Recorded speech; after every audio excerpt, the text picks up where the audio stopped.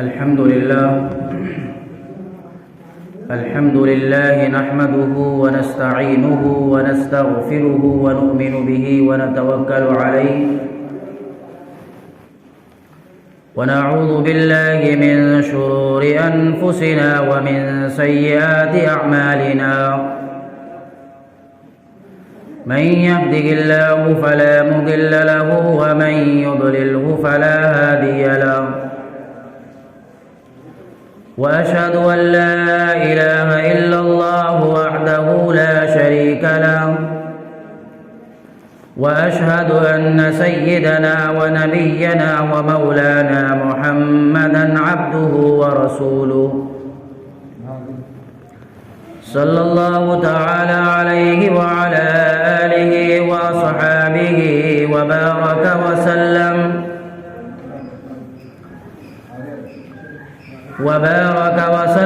تسليما كثيرا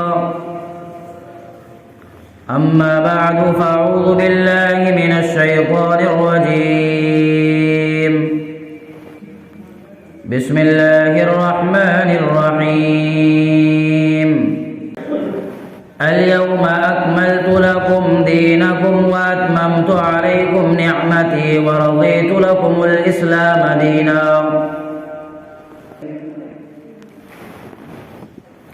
معزز سامعین کرام، بزرگوں اور دوستوں اور عزیز ساتھیوں، دینی اور ایمانی بھائیوں،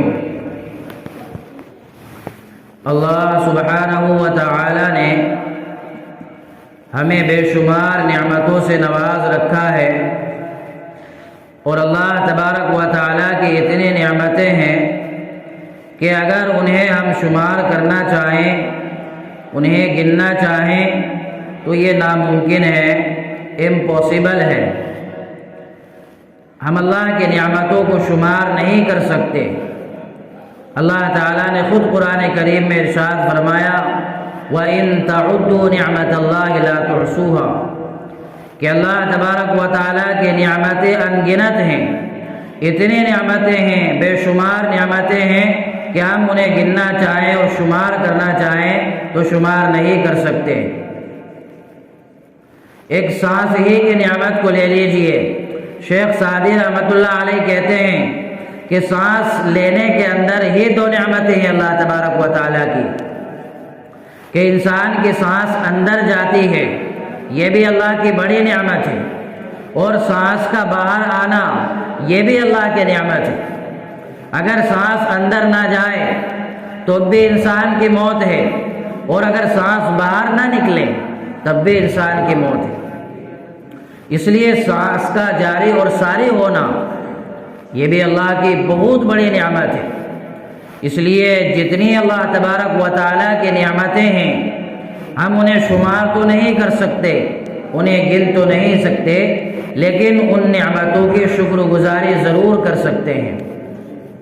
اور اللہ سبحانہ و تعالیٰ نے ارشاد فرمایا لَإِن شَكَرْتُمْ لَأَزِيدَنَّكُمْ وَلَإِن كَفَرْتُمْ إِنَّ عَذَابِي لَشَدِيدٌ، کہ اگر میری نعمتوں کی شکر گزاری کرتے رہو گے، جو میں نے تمہیں نعمتیں عطا فرما رکھی ہیں ان نعمتوں کی شکر گزاری کرو گے تو اللہ تبارک و تعالیٰ تمہاری نعمتوں میں اور اضافہ کر دیں گے اور بڑھوتری کر دیں گے، اور مزید اللہ تبارک و تعالیٰ نعمتیں بڑھا دیں گے۔ اور اگر ہم ناشکرانی کرتے رہے تو اللہ تبارک و تعالیٰ نے کہا وَلَئِن كَفَرْتُمْ إِنَّ عَذَابِي لَشَدِيدٌ، میرا عذاب بھی بڑا سخت ہے۔ اس لیے ہمیں اللہ کی دی ہوئی نعمتوں کی قدر کرنا چاہیے۔ جتنی بھی نعمتیں اللہ نے دی ہیں وہ بے شمار نعمتیں ہیں، اور اللہ کی دی ہوئی نعمتوں کی شکر گزاری کرنا یہ ہماری ذمہ داری ہوتی ہے۔ ہم پر لازم ہوتا ہے کہ ہم اللہ کی دی ہوئی نعمتوں کی شکر گزاری کریں، اور اللہ تبارک و تعالیٰ کا ہر حال میں شکر گزار کرتے رہیں۔ جس حال میں بھی اللہ ہمیں رکھے اس حال میں ہم اللہ کا شکر ادا کریں۔ نہ یہ حال اچھا ہے نہ وہ حال اچھا ہے، وہ جس حال میں رکھے وہ حال اچھا ہے۔ چاہے ہمیں اگر فوٹ پاتھ پہ رہنا پڑے، جھوپڑیوں کے اندر رہنا پڑے، تب بھی ہم اللہ کے شکر گزار بنیں کہ اللہ نے ہمیں یہ نعمتیں عطا فرما رکھی ہیں کہ 2 وقت کا ہم کھانا کھا لیتے ہیں، یہ بھی اللہ کی بڑی نعمت ہے۔ چین اور سکون سے ہمیں نیند آ جاتی ہے، ہم سو جاتے ہیں، یہ بھی اللہ کی بڑی نعمت ہے۔ کتنے ایسے لوگ ہیں کہ جو بغیر ٹیبلیٹ کے انہیں نیند نہیں آتی، گولیاں کھاتے ہیں، اس کے بعد انہیں نیند آتی ہے، اس کے بعد سوتے ہیں۔ اور اللہ نے ہمیں اتنی نعمتیں دی کہ ہم اطمینان سے سو جاتے ہیں، سکون کی نیند لے لیتے ہیں۔ اگر اللہ ہمیں جھوپڑیوں میں بھی رکھے تب بھی ہم اللہ کا شکر گزار بنیں، اور اگر اللہ تبارک و تعالی ہمیں محل کے اندر بھی رکھے، اے سی کے اندر بھی رکھے، وہاں پر بھی ہم اللہ کا شکریہ ادا کرتے رہیں کہ اللہ تبارک و تعالی تیرا شکر ہے کہ تو نے ہمیں اس حال میں رکھا ہے۔ تو بہرحال اللہ کی نعمتیں انگنت ہیں، ان نعمتوں میں ایک ایمان کی دولت، یہ بھی سب سے بڑی نعمت ہے کہ اللہ تبارک و تعالیٰ نے ہمیں یہ ایمان کی دولت سے سرفراز فرمایا اور ایمان کی دولت عطا فرمائی۔ یہ بہت قیمتی نعمت ہے، بہت قیمتی دولت ہے اللہ تبارک و تعالیٰ کی کہ اللہ نے ہمیں ایمان نصیب فرمایا، ایمان کی دولت سے سرفراز فرمایا ہے، اور ہمیں اس کی اس لیے قدر نہیں ہے۔ مسلمان گھرانے میں پیدا ہو گئے، ہمیں کوئی جد و جہد نہیں کرنا پڑی، کوئی کوشش نہیں کرنا پڑی، کوئی مشقت نہیں کرنا پڑی، ہم ویسے ہی جو ہے مسلمان اور ایمان والے کہلانے لگے۔ اس کی قدر بلال حبشی سے پوچھیں، صہیب رومی سے پوچھیں، حضرت سمیہ رضی اللہ تعالی عنہا سے پوچھیں کہ کس قدر انہوں نے دین کی خاطر، اس ایمان پر جمنے کی خاطر تکالیفیں برداشت کی ہیں، کس قدر انہیں ستایا گیا۔ ہم بار بار سنتے ہیں کہ حضرت بلال حبشی کو مکہ کے اندر گرم ریتوں میں لٹایا جاتا تھا اور ان کے پیٹوں سے انگاروں کو بجھایا جاتا تھا۔ ہم یہ صرف سنتے ہیں، لیکن ذرا تصور کریں اور غور و فکر کرنے کی بات ہے کہ جب مئی کا مہینہ ہو، اپریل کا مہینہ ہو، جون کا مہینہ ہو اور کڑاکے کی دھوپ لگ رہی ہو، اور اس وقت ہم 2 منٹ کے لیے بھی باہر ننگے پیر فرش پر کھڑے نہیں ہو سکتے ہیں۔ اندازہ لگائیے کہ انگاروں پر ان کے جسموں سے آگ کو بجھا دیا جاتا تھا، یہ کتنی تکالیفیں ان لوگوں نے برداشت کی ہیں۔ تو ہمیں اس ایمان کی دولت دی ہے تو اس کی قدر کرنا چاہیے کہ اللہ نے ہمیں یہ دولت عطا فرمائی ہے، یہ اسلام عطا فرمایا اللہ تبارک و تعالیٰ نے، جو کہ سچا اور پکا مذہب ہے اور اللہ کا پسندیدہ مذہب ہے۔ اللہ سبحانہ و تعالیٰ نے ارشاد فرمایا، ان الدین عند اللہ الاسلام، کہ اللہ تبارک و تعالیٰ کا پسندیدہ مذہب وہ مذہب اسلام ہے۔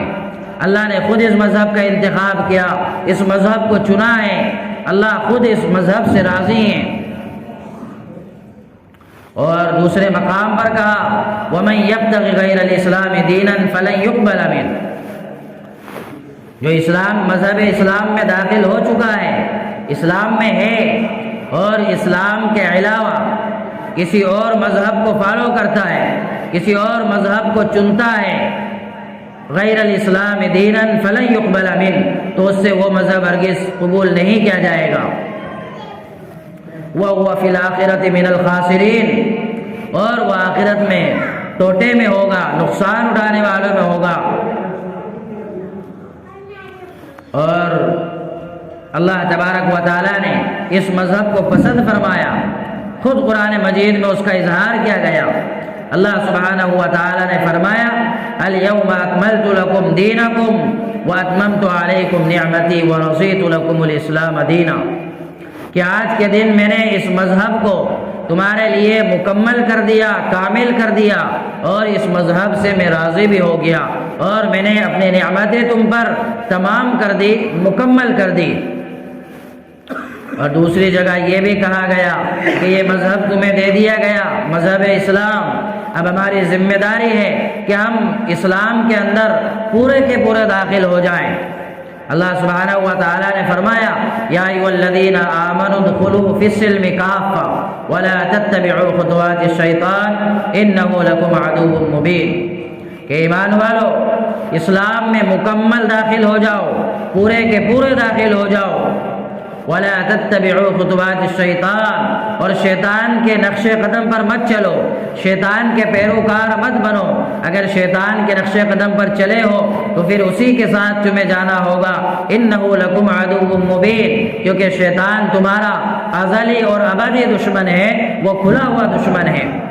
اسلام کے معنی یہی ہیں کہ ہم اپنے آپ کو اللہ سبحانہ و تعالیٰ کے سپرد کر دیں۔ اسلام کے معنی یہی ہیں کہ ہم اپنے آپ کو اللہ کے سامنے جھکا دیں، سرنڈر کر دیں اللہ کے سامنے۔ ہماری پیشانی اگر جھکے تو اللہ سبحانہ و تعالیٰ کے سامنے، اس مالک حقیقی کے سامنے جو اکیلا ہے، جو تنہا ہے، اس کا کوئی شریک نہیں ہے، کوئی معبود نہیں، وہ اکیلا ہی معبود ہے، وہ اکیلا ہی خالق ہے۔ ہماری پیشانی، ہماری جبی اگر جھکے تو اللہ سبحانہ و تعالیٰ کے سامنے ہی جھکنا چاہیے۔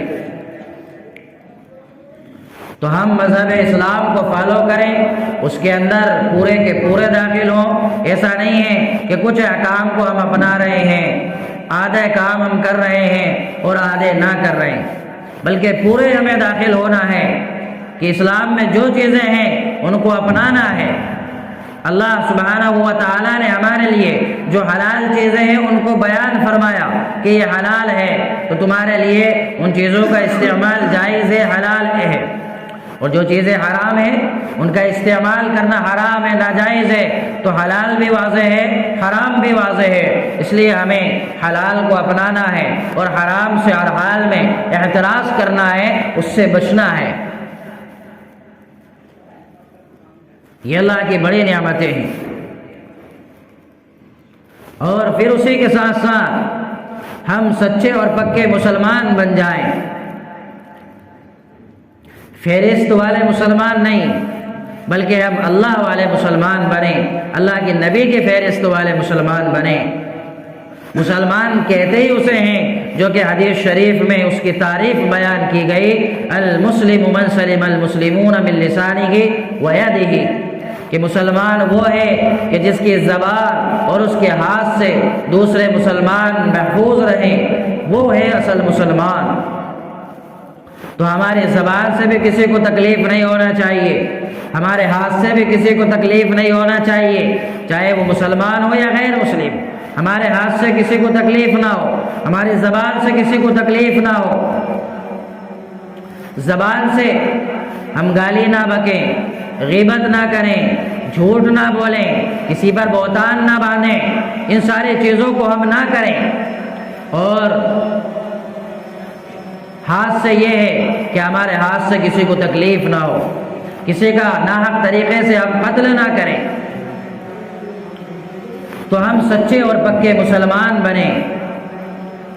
ہم مسلمان ہیں لیکن ضرورت ہے کہ ہم سچے بنیں، پکے بنیں، پورے اسلام میں داخل ہوں، مکمل ہم مسلمان بنیں۔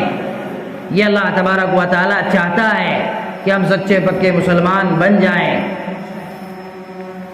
تو اللہ تبارک و تعالیٰ نے ہمیں ایمان کی دولت سے بھی نوازا ہے، اس کی اہمیت اور قدر ہمارے اندر ہونا چاہیے۔ اسلام کی دولت سے نوازا ہے تو اسلام کی قدر اور اہمیت بھی ہمارے اندر ہونا چاہیے، اور ہم مذہب اسلام کو پورے طور پر فالو کریں، پورے مذہب اسلام میں داخل ہو جائیں۔ ایسا نہ ہو کہ آدھے ہم داخل ہو گئے، آدھا تیتر اور آدھا بٹیر رہے، ایسا ہرگز نہیں ہے، بلکہ ہم پورے مکمل داخل ہو اسلام کے اندر۔ اور اللہ تبارک و تعالیٰ نے جب ہمیں مسلمان بنایا، ایمان والا بنایا ہے، تو اب اس میں چند چیزیں ہم پر لاگو بھی ہوتی ہیں۔ اس میں سے نماز بھی ہے کہ اللہ سبحانہ و تعالیٰ نے نماز ہم پر فرض قرار دی گئی ہے، اور نماز کا پڑھنا فرض ہے، ضروری ہے، لازم ہے، کمپلسری ہے۔ اس کے چھوڑنے والے گنہگار ہوتے ہیں، مجرم ہوتے ہیں، اور اللہ کے باغی ہوتے ہیں، اللہ کے دشمن ہوتے ہیں۔ اور نماز میں حضور کی آنکھوں کی ٹھنڈک بتائی گئی ہے، جو نماز نہیں پڑھتے ہیں وہ گویا کہ حضور کو تکلیف پہنچا رہے ہیں۔ اور نماز کو معراج المؤمنین کہا، الصلاۃ معراج المؤمنین، کہ مومنین کا معراج جو ہے یہ معراج ہے نماز۔ اور ایک حدیث میں کہا الصلاۃ عماد الدین فمن اقامها اقام الدین ومن هدمها هدم الدین، کہ نماز دین کا ستون ہے، دین کے کھمبے ہیں۔ جو شخص نماز کو قائم کرتا ہے گویا کہ وہ دین کو قائم کرتا ہے، اور جو شخص نماز کو نہیں پڑھتا ہے، اس کو قائم نہیں کرتا ہے، گویا کہ وہ دین کو منہدم کر دیتا ہے، اس کو گرا دیتا ہے۔ اور ایک حدیث میں کہا گیا قرۃ عینی فی الصلاۃ، حضور صلی اللہ علیہ وسلم نے فرمایا کہ میری آنکھوں کی ٹھنڈک نماز میں ہے، کہ جو بندہ نماز پڑھتا ہے وہ حضور صلی اللہ علیہ وسلم کی آنکھوں کو ٹھنڈک پہنچا رہا ہے۔ جو نماز نہیں پڑھتا ہے گویا کہ وہ حضور صلی اللہ علیہ وسلم کو تکلیف پہنچا رہا ہے۔ لا سہم فی الاسلام لمن لا صلاۃ له، لا حظ فی الاسلام لمن لا صلاۃ له، کہ اسلام میں اس کا کوئی حصہ نہیں ہے جو نماز نہیں پڑھتا ہے۔ ایک حدیث میں کہا من ترک الصلاۃ متعمدا فقد کفر، کہ جو شخص جان بوجھ کر نماز کو ترک کر دیتا ہے، اس کو چھوڑ دیتا ہے، تو گویا کہ اس نے کافروں والا عمل کیا۔ ایک حدیث میں کہا بین العبد و بین الکفر ترک الصلاۃ، کہ بندے کے درمیان، مسلمان کے درمیان اور غیر کے درمیان فرق کرنے والی، امتیاز کرنے والی وہ نماز ہے۔ اور پھر نماز وہ کہ جو وقت پر پڑھی جائے، حافظوا علی الصلوات والصلاۃ الوسطی ان الصلاۃ کانت علی المؤمنین کتابا موقوتا، کہ بے شک نماز تم پر وقت متعینہ، وقت مقررہ پر فرض ہے۔ حافظوا علی الصلوات والصلاۃ الوسطی، کہ نماز کی پابندی کرو، خاص طور سے بیچ کی نماز کی پابندی۔ اور ایک آیت میں فرمایا اللہ تبارک و تعالیٰ نے ان الصلاۃ تنہی عن الفحشاء والمنکر، کہ بے شک نماز بے حیائی اور برائیوں سے روکنے والی ہے، کہ جو بندہ نمازیں پڑھتا ہے اس کو نماز بے حیائی سے اور برائیوں سے روکتی ہے، برے کاموں سے روکتی ہے، اور نماز پڑھنے والے کے یہاں اللہ کی طرف سے خیر و برکتیں ہوتی ہیں۔ اور نماز میں صرف ثواب ہی نہیں ملتا ہے، یہ بات کو سنیں، بلکہ نماز ہمارے لیے ایک ایکسرسائز کا کام کرتی ہے، اور بلکہ ہماری اس میں ورزش ہو جاتی ہے۔ نماز پڑھنے والا انسان صحت مند رہتا ہے۔ باقاعدہ اس کی ریسرچ بھی کی گئی ہے کہ ایک انسان کھڑا ہوتا ہے، قیام کرتا ہے، پھر رکوع میں جاتا ہے تو اس کی کمر بھی جھکتی ہے، پھر کھڑا ہوتا ہے، پھر سجدے میں جاتا ہے، تو اس طرح سے گویا ہے کہ یہ ایک ورزش ہے۔ تو نماز میں صرف ثواب ہی نہیں ملے گا، بلکہ ثواب کے ساتھ ساتھ ہمارا بدن بھی صحت مند رہے گا، درست رہے گا۔ جب ہم وضو کریں گے تو ہمارا چہرہ بھی صاف ستھرا رہے گا، ہمارے چہروں پر بھی اللہ کی طرف سے وہ نورانیت اور وہ روشنی رہے گی، کہ جو نمازی ہوتے ہیں ان کے چہروں پر ایک الگ ہی روشنی ہوتی ہے، ایک الگ ہی نور ہوتا ہے، ایک الگ ہی نورانیت نظر آتی ہے جو نمازی ہوتے ہیں۔ اور پھر نماز کے اندر چین و سکون ملتا ہے انسان کو۔ انسان دنیا میں کہیں پر چلا جائے، کہیں اسے چین و سکون نصیب نہیں ہو سکتا، چاہے کتنی ہی دنیا کما لے۔ دنیا کمانا کوئی برا نہیں ہے، انسان کی جتنی ضرورت کی چیزیں ہیں انسان ان کو حاصل کر سکتا ہے، اسباب کی دنیا ہے، کمائی جا سکتی ہے، لیکن انسان اتنا منہمک ہو گیا، اتنا اس میں بیزی ہو گیا اور اتنا مشغول ہو گیا کہ اس نے دین کو چھوڑ دیا، اسلام کو چھوڑ دیا، مساجد کو چھوڑ دی، تو وہ انسان کامیاب نہیں ہے۔ کامیاب انسان وہ ہے کہ جو نمازیں بھی پڑھتا ہے، دیندار بھی ہے، معاملات بھی اس کے صحیح ہیں، اخلاق بھی اس کے صحیح ہیں، معاشرے میں بھی وہ صحیح رہتا ہے، سوسائٹی اور سماج کا بھی سدھار کا کام کرتا ہے، سوسائٹی میں بھی اچھا رہتا ہے، اس کا رہن سہن، اس کا بود و باش بھی اچھا ہے، اور دنیا کے بھی کام کرتا ہے، تو یہ انسان اچھا ہے، یہ انسان کامیاب ہے۔ اصل کامیابی ہماری آخرت کی ہے کہ آخرت میں ہم کامیاب ہو جائیں۔ دنیا میں کامیاب ہو جانا کوئی اصل کامیابی نہیں ہے، اور دنیا میں اگر ہم کامیاب ہو گئے اور ترقی اگر ہم نے پکڑ لی تو یہ ترقی ہماری یہیں کی ہے، اور اگر ہم نے ترقی پکڑی، اللہ نے مال و دولت دیا، تو اس کو اچھے کاموں میں خرچ کرنا یہ بھی ضروری ہوتا ہے، ورنہ ایک انسان ہے کہ اللہ نے اس کو مال و دولت دیا اور غلط کاموں میں اس کو خرچ کرتا ہے، غلط کاموں میں اسے صرف کرتا ہے، تو اس کی پکڑ ہوگی، پوچھا جائے گا اس سے، سوال ہوگا قیامت کے دن کہ مال کہاں سے کمایا اور کہاں پر خرچ کیا، یہ اس سے سوال ہوگا۔ اس لیے مال حلال طریقوں سے کمانا یہ بھی فرض ہے، اور حرام چیزوں سے، حرام راستوں سے مال کمانے سے بچنا یہ بھی ضروری ہے۔ جس طرح سے نماز کا پڑھنا ضروری ہے، فرض ہے، اسی طرح سے حلال مال کمانا بھی فرض ہے۔ طلب کسب الحلال فریضۃ بعد الفریضہ، یہ حدیث شریف ہے کہ حلال مال کمانا ویسے ہی فرض ہے جیسے دیگر چیزیں فرض ہیں، تو مال ہم حلال طریقے سے کمائیں اور جائز طریقوں پر، حلال طریقوں پر خرچ کریں، نیکی کے کاموں میں خرچ کریں۔ ایسا نہیں ہے کہ ہم غلط کاموں میں انہیں خرچ کر دیں، برے کاموں میں خرچ کریں۔ اگر برے کاموں میں خرچ کریں گے تو ہمارا بھی شمار انہی لوگوں میں ہوگا، اور جتنا گناہ ان کرنے والوں کو ملے گا اتنا ہی گناہ ہم تعاون کرنے والوں کو ملے گا، اور جتنے نیکی کے کام میں ہم حصہ لیں گے، بڑھ چڑھ کر حصہ لیں گے، نیکی میں ایک دوسرے سے آگے بڑھیں گے، اور کوئی اچھا کام ہے اس میں ہم نے تعاون کر دیا، جتنا اسے ثواب ملے گا ہم تعاون کرنے والوں کو بھی ثواب ملے گا۔ تو ہمیں ہر حال میں نماز کی پابندی کرنا ہے، نماز کسی بھی حال میں نہیں چھوڑنا ہے۔ اور الحمدللہ ماشاءاللہ آپ لوگوں کے یہاں یہ مسجد تعمیر ہو چکی ہے، آج اس کا افتتاح ہے، بڑی خوشی کی بات ہے کہ آپ لوگوں کی محنت اور جن لوگوں نے اس میں محنتیں کی ہیں ان لوگوں کی محنتیں رنگ لائی، اور آپ کو جو پریشانیاں لاحق ہوتی تھی کہ آپ دور جگہ پر نہیں جا سکتے تھے، وہ آپ کا مسئلہ اب ختم ہو جائے گا۔ آپ کے یہاں مسجد قائم ہو گئی، آج اس کا افتتاح ہے، آج اس میں نماز پڑھی جائے گی۔ اب اس میں آج نماز پڑھ لی گئی تو قیامت تک کے لیے مسجد ہو چکی ہے، قیامت تک کے لیے مسجد ہو جائے گی، نہ اسے خریدا جا سکتا ہے نہ اسے بیچا جا سکتا ہے، اب ہمیشہ کے لیے اللہ کی طرف سے اس میں مہر لگ گئی، اب یہ اللہ کی مسجد ہو گئی۔ اور مسجدوں کو بنانا، اس کی تعمیر کا اہتمام کرنا، اس کی بڑی فضیلتیں آئی ہیں۔ تو الحمدللہ بڑی خوشی کی بات ہے کہ آپ کے یہاں یہ تعمیر کا جو سلسلہ چل رہا تھا مکمل بھی ہو گیا، اور مسجد گویا کہ مکمل تعمیر ہو چکی ہے۔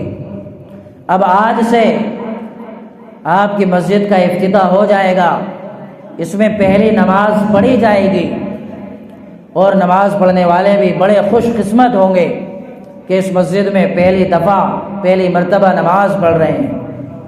ہو سکتا ہے کہ قیامت کے دن یہ مسجد ہمارے حق میں گواہی دے دے اور یہ کہے کہ باری تعالیٰ اس میں ایسے لوگ بھی ہیں کہ جنہوں نے مسجد کی شروعات کی، اس کا افتتاح کیا، اور پہلے مرتبہ میری اس زمین پر، اس فرش پر اپنے پیشانی کو رگڑا، اپنے پیشانی کو جھکایا اور سجدہ کیا ہے، یہ زمین بھی گواہی دے گی۔ تو مساجد کا بنانا، اس کا تعمیر کرنا، یہ مسلمانوں کا تاریخ رہی ہے، اتہاس رہا ہے، اور پھر مسجدوں کو آباد کرنے والوں کی بھی یہی کہا گیا کہ مسلمان ہی ہیں جو مسجدوں کو آباد کرتے ہیں۔ اب مسجد تو ہم نے آباد کر جو بنا لی، اس کو تعمیر کر لی۔ اللہ کے رسول نے ارشاد فرمایا ہے من بنا للہ مسجدا بنى اللہ لہ بیتا فی الجنہ، کہ جو شخص مسجد تعمیر کرے گا یا کروائے گا، مسجد بنائے گا، اللہ تبارک و تعالی جنت میں اس کے لیے ایک محل بنائیں گے، اس کے لیے ایک ہاؤس، ایک گھر بنے گا اگر ہم مسجد تعمیر کرتے ہیں۔ اگر ہم میں اتنی طاقت اور استطاعت نہیں ہے کہ ہم پوری مسجد تعمیر کر سکتے ہیں، لیکن اس میں ہم حصہ تو لے سکتے ہیں۔ اللہ نے مال و دولت عطا فرمایا تو اس مال و دولت کو صحیح جگہ پر لگانا یہ بھی ضروری ہے، اور اس مسجد کے اندر اگر ہم نے وہ ہمارا مال و دولت لگا دیا تو جتنے بھی لوگ اس میں نماز پڑھیں گے، بچے پڑھیں گے، اتنا ہی ہمیں اجر و ثواب ملے گا۔ جتنے بھی اس فرش پر سجدہ کریں گے، جن لوگوں نے اس میں حصہ لیا ہوگا، سبوں کو اجر و ثواب ملے گا انشاءاللہ۔ قابل مبارک ہے آپ لوگ کہ آپ نے یہ بیڑا اٹھایا اور الحمدللہ یہ پائے تکمیل کو بھی پہنچا، اور سب سے محبوب جگہ اللہ تبارک و تعالیٰ کو مسجدیں ہیں، سب سے ناپسندیدہ جگہیں وہ بازار ہیں، تو کیوں نہ ہم ایک محبوب جگہ میں بیٹھے ہوئے ہیں، اور یہ ہماری ایک نیکی کی اور دینی مجلس ہے۔ ایسی مجلسوں میں اللہ نے مغفرت کے وعدے بھی رکھے ہیں، دین کی مجلس ہے، فرشتے بھی ایسی مجلسوں کو ڈھانپ لیتے ہیں۔ ہمارا جڑنا، ہماری نسبت دین کی نسبت سے ہوئی ہے۔ اصل ہماری ذمہ داری بستی والوں کی یہ بنتی ہے کہ اصل ہے مسجد کو آباد کرنا۔ اب آپ نے یہ بیڑا اٹھایا اور آپ کی مسجد تعمیر بھی ہو گئی، مکمل بھی ہو گئی۔ اب سبھی بستی والوں کی ذمہ داری ہے کہ وہ اس مسجد کو آباد کریں گے۔ ایک شاعر نے شعر کہا ہے، مسجد تو بنا دی شب بھر میں ایمان کی حرارت والوں نے، مسجد تو بنا دی شب بھر میں ایمان کی حرارت والوں نے، من اپنا پرانا پاپی تھا برسوں میں نمازی بن نہ سکا۔ اس لیے خاص طور سے آپ لوگوں کی، بستی والوں کی، سندر سی والوں، یہ ذمہ داری ہے کہ اس مسجد کو اب آباد کرنا ہے۔ ہر وقت ہماری مسجد آباد نظر آئے، ہماری مسجد میں قال اللہ اور قال الرسول کی آوازیں گونجتی رہیں، تعلیم و تربیت یہاں پر ہوتی رہے۔ اس کے لیے ہمیں کوشش کرنا ہوگی۔ انشاءاللہ میں امید کرتا ہوں کہ آپ لوگ مسجد کو آباد کرنے کا اہتمام کریں گے، اور اسی کے ساتھ ساتھ ہم پانچوں وقت مسجد میں پڑھیں گے، گھروں میں نہیں، ہم مسجد میں پڑھیں گے۔ ہمارے یہاں مسجد بن چکی ہے تو ہر بندہ، ہر شخص مسجد میں جماعت کے ساتھ نماز پڑھے گا انشاءاللہ۔ ایک بار اور آپ لوگ جو ہے مبارکبادی کے لائق اور مستحق ہیں کہ آپ نے ماشاءاللہ اس کی تعمیر میں حصہ لیا اور اس کی تعمیر مکمل ہوئی آپ لوگوں کے تعاون سے، اور مولانا نعمت اللہ صاحب کی کوششوں سے بھی۔ اللہ ان کو بھی جزائے خیر عطا فرمائے، اور آپ لوگوں کو بھی جزائے خیر عطا فرمائے، اور اس کا بہترین صلہ اور بہترین بدلہ عطا فرمائے۔ دنیا میں بھی بہترین بدلہ عطا فرمائے، اور آخرت میں بھی اللہ آپ کو بہترین صلہ اور بہترین اجر عطا فرمائے گا انشاءاللہ۔ اب ہم یہاں ہمارے بچوں کی تعلیم و تربیت کا بھی پورا خیال رکھیں گے کہ ہمارے بچوں کی بھی اس میں تعلیم ہوگی، اور مسجد بھی ہماری انشاءاللہ آباد ہوگی۔ اب جن لوگوں نے اس میں تعاون کیا ہے، حصہ لیا ہے، وہ تو مبارکبادی کے لائق ہیں ہی، چاہے ان سے جتنا بنا ہو، انہوں نے اس میں حصہ لیا ہو۔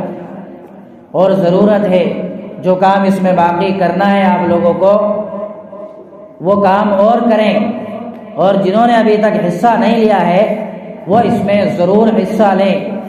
جتنی آدمی میں استطاعت ہو، جتنی طاقت ہو، جتنی قوت ہو، جتنا اللہ نے دیا ہو، تھوڑا سا بھی اگر ہم اس میں دے دیں گے اللہ کے لیے، اللہ کے راستے میں دے دیں گے، اللہ کی مسجد کے لیے دے دیں گے، تو انشاءاللہ 10 گنا بڑا اللہ تبارک و تعالی ہمیں اجر و ثواب عطا فرمائیں گے، بلکہ 10 کیا کئی گنا بڑھ کر کے اللہ ہمیں اجر و ثواب عطا فرمائیں گے۔ اللہ کو ہم ایک دیں گے تو اللہ ہمیں اس سے بڑھا کر کے اور مزید عطا فرمائیں گے۔